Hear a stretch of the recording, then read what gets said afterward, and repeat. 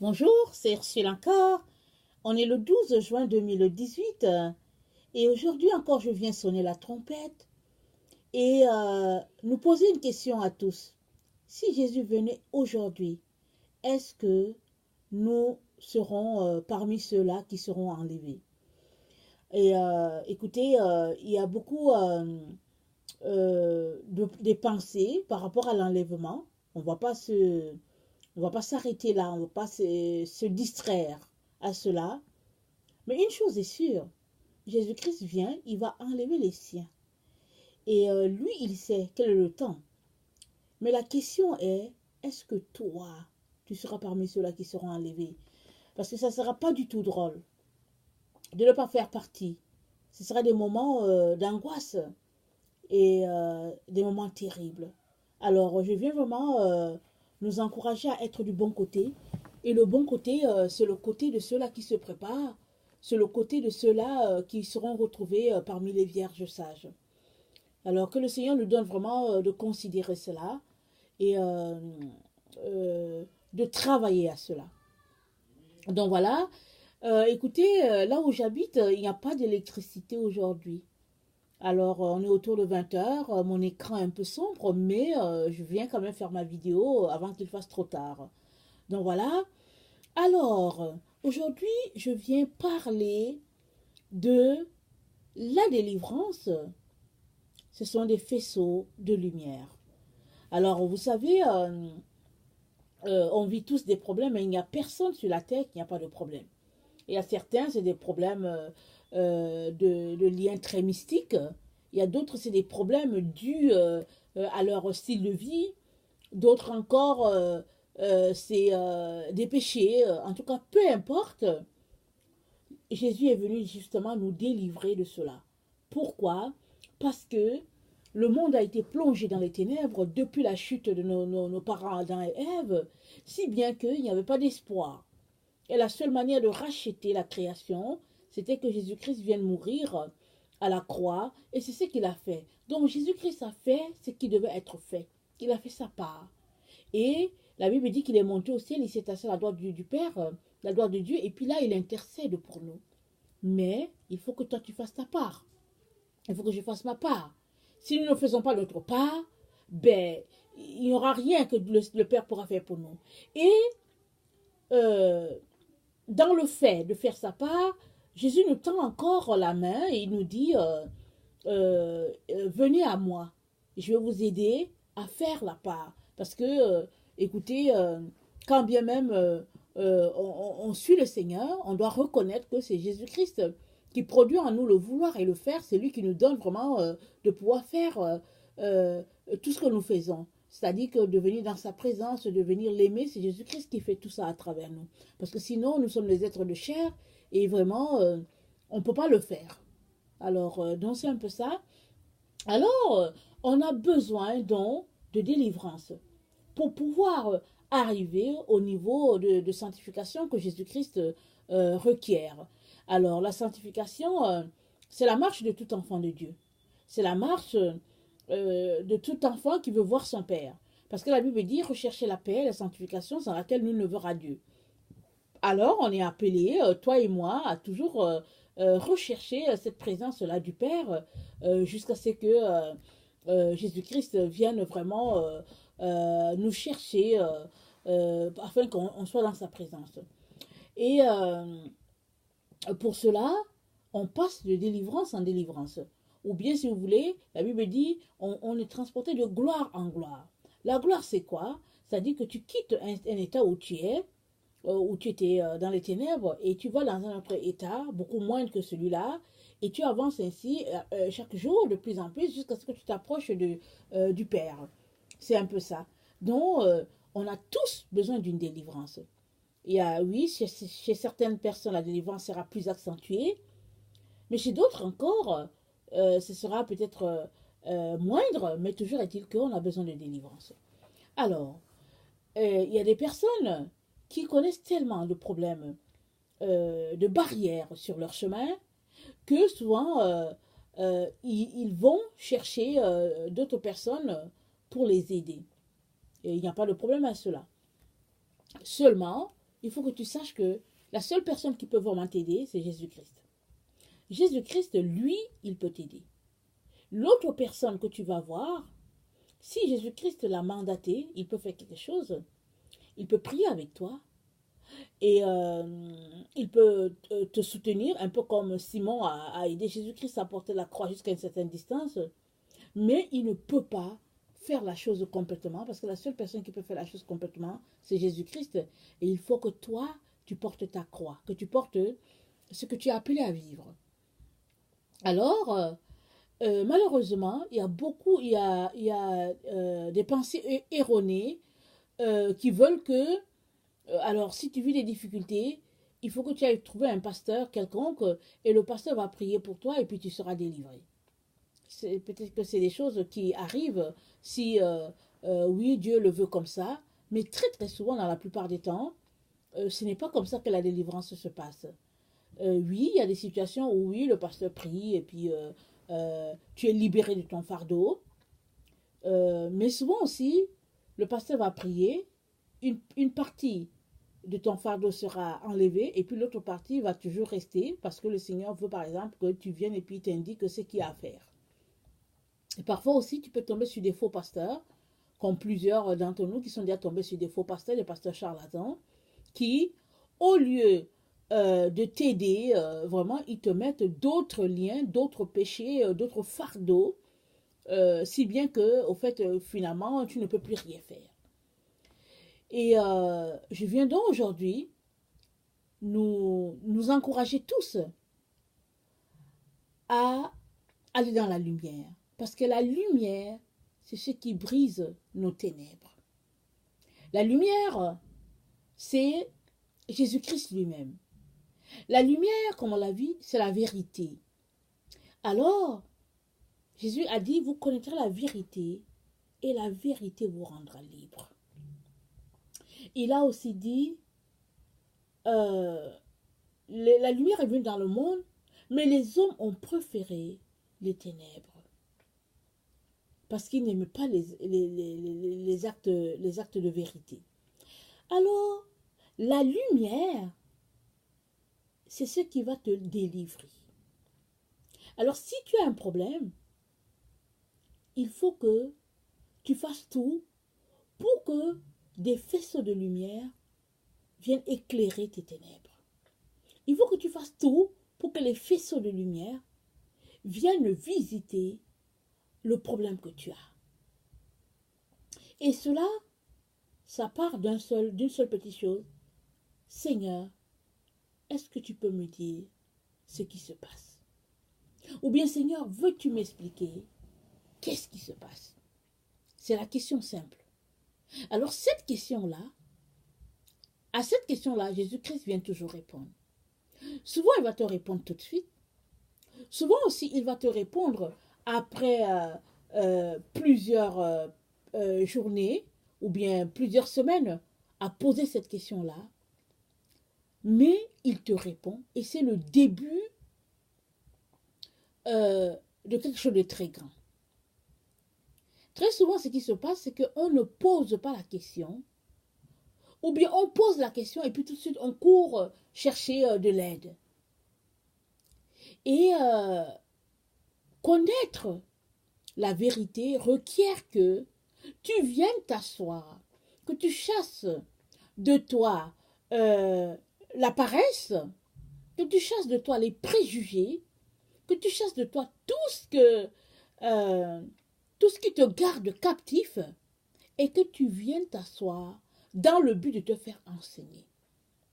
Et quand tu viens t'asseoir et que tu commences à prier ou que tu commences à lire ta Bible, alors là, la lumière de Jésus-Christ te visite, c'est-à-dire la vérité te visite, et tu commences à saisir où sont les liens et puis qu'est-ce qui a été posé à la base qui fait que cette base-là est devenue une montagne, par exemple. Et Jésus-Christ va t'aider et il va te dire où aller toucher pour que tous ces liens-là, ou bien cette montagne-là qui se donne sur ton chemin, puisse s'écrouler ou bien puisse disparaître. Et ça requiert que tu veuilles venir. La Bible dit dans Ésaïe 9, je ne sais pas si je pourrais lire dans l'état où, là où il y a beaucoup d'obscurité, là. Alors, ça dit, le peuple qui marchait dans les ténèbres voit une grande lumière. Sur ceux qui habitaient le pays de l'ombre de la mort, une lumière resplendit. Au verset 2, tu rends le peuple nombreux, tu lui accordes de grandes joies, il se réjouit devant toi comme on se réjouit à la moisson, comme un pouce des cris d'allégresse en partage du butin. Car le joug qui pesait sur lui, le bâton qui frappait son dos, la verge de celui qui l'opprimait, tu les brises comme à la journée du Madian. Donc, le peuple qui vivait dans les ténèbres voit une grande lumière. Et cette lumière, évidemment, ici ça parle de Jésus-Christ, cette lumière, évidemment, c'est Jésus. Et cette lumière-là, ça vient briser les jougs qui pèsent sur nous. Et malheureusement, je ne sais pas pour quelle raison au juste, mais on a la difficulté à venir. Et je pense que notre problème se trouve à cet endroit-là. Parce qu'avec les ténèbres, on ne peut pas vraiment connaître Jésus-Christ en profondeur. Les ténèbres sont ce qui nous empêche de connaître Dieu. Et Satan, il est dans la business de mettre des couches et des couches de ténèbres un peu partout, en nous, autour de nous, partout, si bien que on est là, c'est vrai, on a les yeux, on voit, mais on est bandé, on est aveuglé, on ne voit pas plus loin. Et ça, c'est fait de façon vraiment délibérée pour nous empêcher d'avoir accès à la lumière. Et Jésus-Christ nous dit que la lumière, elle est venue chez les siens, mais les siens l'ont rejetée. Mais tous ceux-là qui ont accepté la lumière, cette lumière-là donne le pouvoir de devenir enfant de Dieu. Alors si tu es enfant de Dieu, tu recherches cette communion-là avec ton Père. Tu fais tout pour lui plaire. Tu ne restes pas là à vivre comme si tu n'avais pas un père, par exemple. Si Dieu est ton père et que tu l'as accepté dans ta vie à travers la personne de Jésus-Christ, alors tu ne peux que venir. Et en venant, le Seigneur te révèle les liens qui sont dans ta vie. Et une fois qu'il te révèle quelque chose, c'est un faisceau de lumière. Il faut voir ça comme un faisceau de lumière qui te visite. Regarde un peu quand les gens font la soudure. À l'endroit où ils mettent cet engin-là, il y a beaucoup de feu qui émanent de cet appareil-là. Et à cet endroit-là, finalement, il y a le nœud qui est fait. Le nœud est fait, si on voulait faire une jointure, si on voulait joindre le pied d'une chaise en métal à la partie où on s'assoit, alors là, finalement, après la soudure, tout est fait. Alors, il faut que tu vois ça comme ça. Et une fois que Dieu te révèle quelque chose dans ta vie, c'est comme un faisceau de lumière qui te visite. Et ce faisceau de lumière-là qui te visite, c'est ça ta délivrance. Parce que une fois que les ténèbres sont chassées dans un domaine, alors ça devient de la délivrance. Souvent, on veut la délivrance, on veut que quelqu'un nous appelle, on dit que bon, tu sais, bon, je chasse ceci, je chasse cela.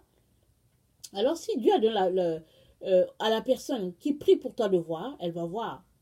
Mais si Dieu ne lui a pas donné de voir, elle va juste prier comme ça, par la foi. Et là encore, il n'y a pas de problème. Mais là où il y a le problème, c'est le fait que tu ne fais pas le lien entre la révélation que Dieu te donne sur la chose et la lumière qui vient avec. Parce que chaque fois qu'il y a une révélation, c'est une lumière qui te visite. Et c'est moins de ténèbres dans ta vie. Parce que l'ennemi, il nous a plongés dans les ténèbres. Et la Bible nous dit, les ténèbres, ils sont sur la terre et elles vont encore aller en s'intensifiant. Mais chaque fois que la lumière te visite, ou bien la connaissance, ou bien la vérité t'est révélée par rapport à quelque chose, ça c'est la lumière que tu reçois. Et si tu as par exemple des questionnements et que tu reçois que le lien que tu as, par exemple, c'était exemple ta mère qui l'avait fait pour toute la famille, ou bien ton père qui l'avait fait pour tout le monde, ou bien ton grand-père, alors ça, c'est un grand rayon de lumière qui vient te visiter. Et après avoir rendu grâce à Dieu, tu devrais continuer de prier pour que le Seigneur te révèle les autres choses qui ont été faites. Parce que la lumière, lui, dans les ténèbres, et les ténèbres ne l'ont pas reçu. Mais si toi, tu ne veux pas vivre dans les ténèbres, alors il te revient de recevoir cette lumière-là. Et la façon de la recevoir, c'est de venir dans la présence divine à tous les jours pour dire, Seigneur, révèle-moi qu'est-ce qui a été fait. Qu'est-ce qui a été fait pour que je vive ainsi, pour que je sois dans cet état-là. Évidemment, l'ennemi utilise beaucoup les gens autour de nous pour nous lier. Beaucoup, beaucoup. Et souvent même, tes liens sont dus aux personnes qui sont autour de toi. Parce que l'ennemi va utiliser les personnes qui sont les plus proches de toi pour te garder esclave. Parce que s'il fait quelque chose avec quelqu'un de lointain, tu vas te poser des questions. Mais si c'est la personne la plus proche qui est avec toi, tu vas jamais, tu vas tout simplement te dire que bon, on est ensemble. Alors que la personne là, elle est là vraiment pour, en tout cas, assombrir ta vie. Et si tu viens devant le Père, il va te parler.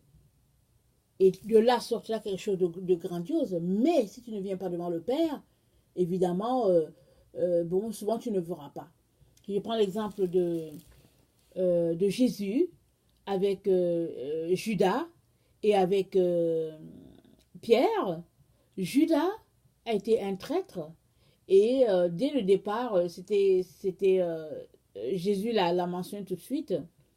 Mais Pierre, c'était beaucoup plus subtil parce que quand il a dit non, à Dieu ne plaise, parce qu'il ne voulait pas que Jésus aille mourir, comme Jésus a dit, Jésus leur a annoncé qu'il allait mourir, Pierre a dit à Dieu ne plaise, alors Jésus-Christ a dit arrière de moi, Satan. Et là, ça a pris du courage à Jésus-Christ de dire ça à Simon. Et bon, non, je ne veux pas dire ça. Ça va nous prendre à nous du courage. Mais Jésus-Christ, il a vu Satan tout de suite et il a repris tout de suite. Alors, si tu n'as pas le courage que Jésus-Christ a eu, tu risques de rester dans l'obscurité. Parce que tu ne veux pas blesser la personne, donc tu ne veux pas ouvrir la bouche pour dire arrière de moi, Satan. Mais quand tu cherches la lumière, la vérité, tu n'as pas le choix. Tu n'as pas le choix que d'ouvrir la bouche pour dire arrière de moi, Satan. Alors, vraiment,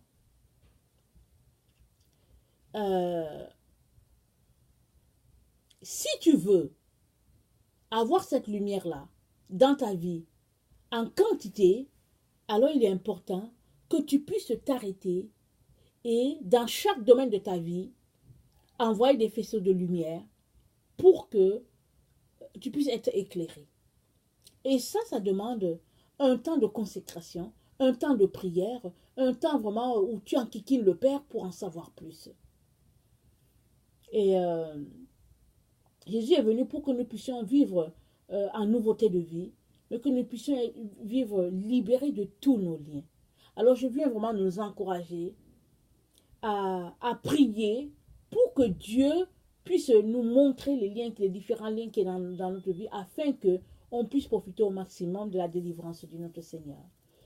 Alors si tu es quelqu'un qui ne connaît pas le Seigneur, je viens aussi t'inviter à inviter Jésus-Christ dans ta vie. Parce que il n'y a pas une religion qui peut te sauver. C'est Jésus-Christ qui peut te sauver. Et cela demande que tu l'invites dans ta vie. Alors que le Seigneur vraiment nous donne de pouvoir prospérer sur cette voie-là et de rechercher sa face. Soyez bénis.